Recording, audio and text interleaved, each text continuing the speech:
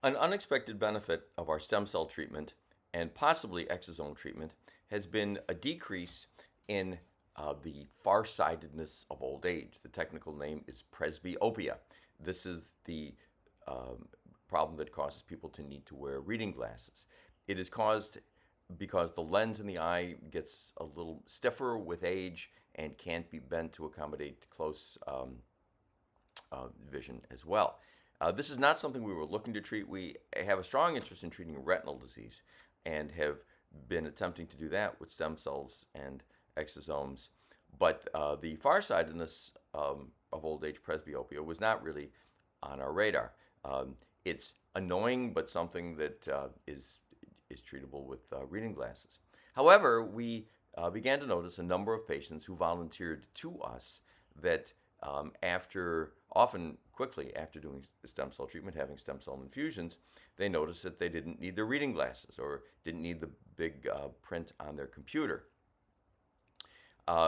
This is now into, 8, 9, 10 patients perhaps. The question then becomes, what's the denominator? So, how many people needed reading glasses and had this problem before, and now it's gone away?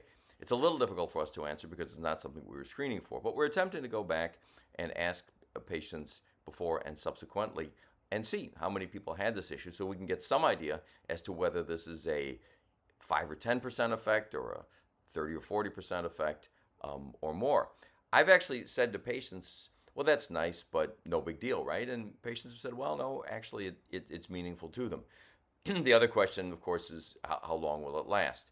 And we are attempting to follow this up. I can tell you that preliminarily, because we follow up our patients pretty closely every 3 to 6 months, in general, that it seems to be lasting more than a few months.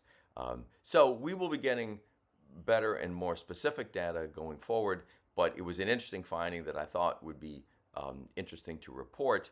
And this is part of a larger phenomenon that we see, wherein we attempt to treat people with stem cells or exosomes for areas where there was evidence that it should be helpful, and then we follow up our results.